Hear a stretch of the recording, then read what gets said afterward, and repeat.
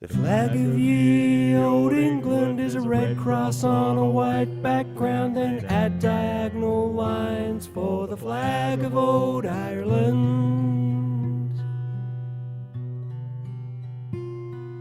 And all that's needed to unite the jack is the Scottish blue flag on the back. Then in the corner Australia did whack with the stars you see from the beaten track. But what's that got to do with us down under here? All the way on the other side of this huge celestial sphere. I guess when it's daytime over there, it's nighttime over here. But it doesn't seem right that Australia's just England overnight. Australia's so much more than just England overnight.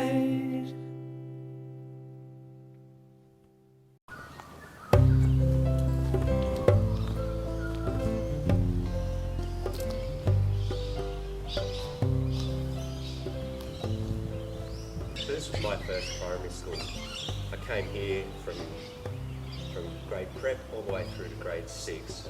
I started off grade prep, grade 1, 2, grade 3, 4, 5, 6, all the way up here. I haven't been back here for 35 years, and a lot has changed, and I've been thinking a lot lately about what we learn at school and what we are taught, and sometimes what's the difference between those two things. For example, I have basic numeracy and literacy skills. I can read and write. I can count. They're skills that I learned at this school, but I don't remember learning those. What I do remember, the lessons that weren't taught to us as lessons. It's just what you learn, what you weren't taught. The culture of bullying that went on at this school.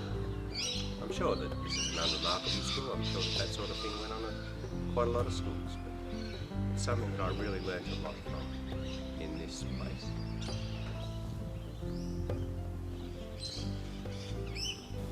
While obviously literacy and numeracy are really important in those primary school education years, but there were opportunities also that were missed to learn about emotional intelligence, critical thinking, to the ability to look at two versions of the truth and draw conclusions from that. And those opportunities were missed. We did religious education, and one could be forgiven after 6 years of primary school for thinking that there was only one religion and that it was the truth, which is not really education, it's more like indoctrination. Similarly, Australian history only taught one version of Australian history, and it was a very, very narrow version of Australian history. I used to have a mate, Trent Hall was his name. We liked mucking around, playing all sorts of games, like playing with matches out in the park and throwing stones at glass bottles. For a bit of a lark, we'd sneak into Grandad's and we'd knock off his smokes, and then we'd share them around with the other young blokes. And one cold winter's morning, we're out in the yard, just sitting and swapping our footy cards, when a bigger kid turned up, and his mum would have heard as he called out to Trent, "You're a fucking black turd!"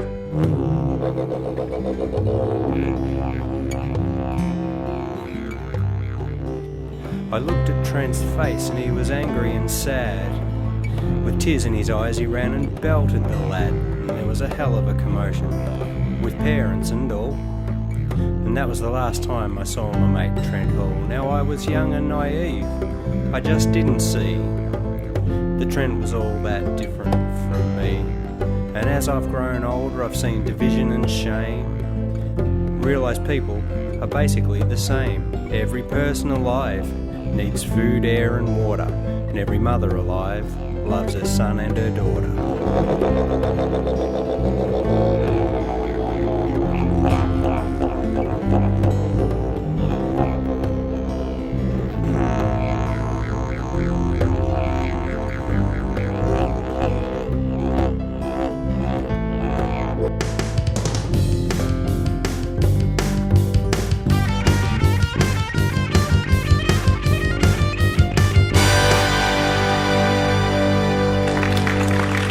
evening, everybody, and welcome to Who Wants to Be a Pioneer, the game show where the winner takes it all and the rest of us take the fall. So please welcome everyone, tonight's carryover champion, Aussie. How you feeling, Aussie? Yeah, good, thanks, Eddie. You're a bit nervous. You should be nervous. You're playing for the big one. Tonight, Aussie is playing for a land abounds in nature's gifts of beauty rich and rare. So without further ado, let's play Who Wants to Be a Pioneer?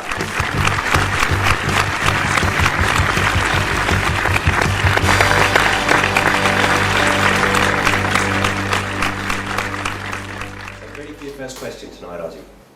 Ready when you are, fire away.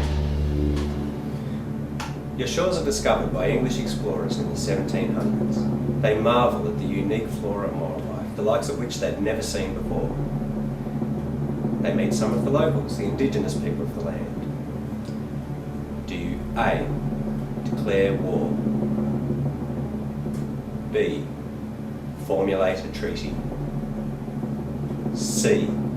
claim terra nullius, in doing so declaring the land to be unoccupied by people? Or D, are not, you are, your face is, boo?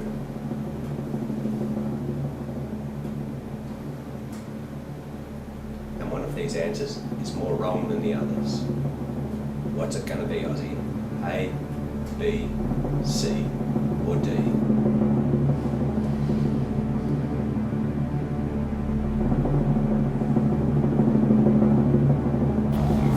Yeah, that's right.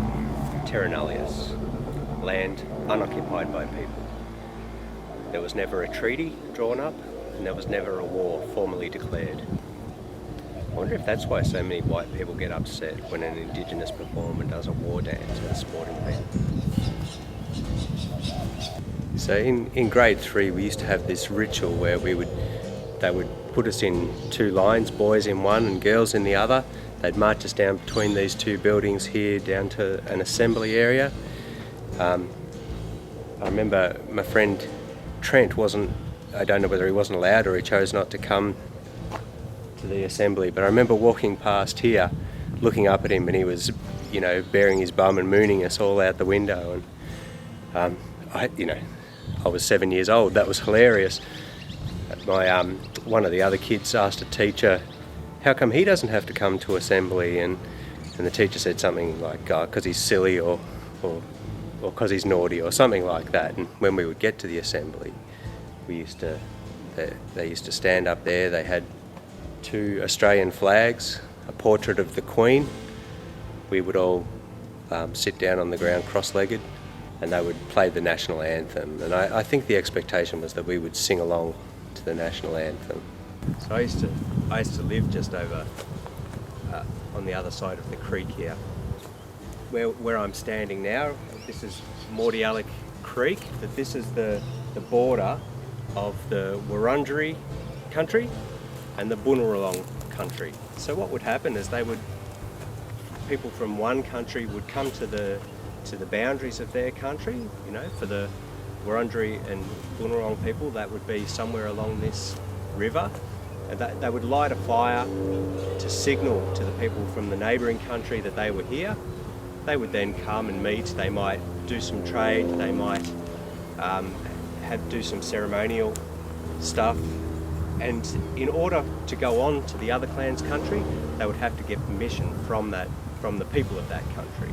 So in some parts of this continent, I don't know exactly what would happen here, but in some parts of this continent what would happen is they would do a dance. It was very similar to the Adam Goods war dance. And that was just a way of saying, you can come onto this country, but only take what you say you're going to take, only stay for as long as you're going to stay, or else there will be consequences.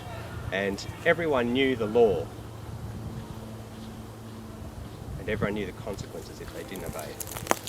So it's only really years later now when I reflect on that whole ritual of marching down there, seeing the Queen flanked by the Australian flag and singing Advance Australia Fair, and Trent not participating in that I think maybe he wasn't just being silly and naughty. Maybe there was something about that ritual that made him feel really uncomfortable. Who knows? Ladies and gentlemen, please be upstanding for a critique of our national anthem. Australians, all let us rejoice, for we are young and free. Young? This continent is home to one of this planet's oldest living cultures, 40, 50, 60,000 years old. And as for free, if you're an Aboriginal Australian, you're more likely to lose your freedom via incarceration than a non-Indigenous Australian. Not 2 or 3 times more likely, but 26 times more likely. Not to mention deaths in custody, but please, continue. With golden soil and wealth for toil, our home is goodbye sea. Wealth for toil? Here are 4 of Australia's wealthiest people. In addition to their vast wealth, they have a few other things in common. 1. None of them had to toil for the wealth, they were all born wealthy. 2. Their families made their wealth from mining on Aboriginal land or in powerful media that had vested interests in mining. 3. They all donate goods, services and money, a lot of money, to the ruling governments. Just to be clear, some of them will go to the highest courts in the land to prevent their own children from getting their hands on their inheritance, and invest in advertising campaigns to convince people that they shouldn't have to pay tax. They don't like parting with their money, but they are more than happy to make tax-deductible donations in millions and millions of dollars to the leading political parties. They don't do this to support democracy. On the contrary, they do this to undermine democracy. Our land abounds in nature's gifts of beauty, rich and rare. No argument there. We certainly live in a beautiful, unique continent. For 50,000 years, people have been swimming, fishing and drinking water from the river that we know today as the Yarra River. Within 25 years of white settlement, the water was so toxically polluted that to drink it would result in serious illness or even death. Today, there are coal mining leases being granted on pristine quality land. In order to get the dangerous levels of carbon out of the ground and up into the atmosphere, apparently where some people think it belongs, we need to dredge one of Australia's most iconic natural wonders, the Great Barrier Reef. Beauty rich and rare, rare indeed, and getting rarer by the day. In history's page, let every stage. So if we're going to mention history, we shouldn't omit the bulk of it. So I guess we can remove all from the second line of the national anthem. Advance Australia fair. I don't know whatever happened to my primary school mate Trent, but because of the colour of his skin, his life expectancy is about 10 years less than mine. Similar life expectancy to those living in third world countries, here in Australia, today. He'd be more likely to live in poverty, and he'd be much more likely to die by suicide. I'm pretty sure we can remove fair from the title as well. And yet, despite the dehumanisation and the policies of the past, the White Australia policy, the murders and the massacres, the children forcibly removed from their mother's arms, people displaced from their land. Despite all this, the culture, the original culture, and the people of this land lives on. In order to achieve true reconciliation, we have to reconcile ourselves with the truth from the past. We need a treaty.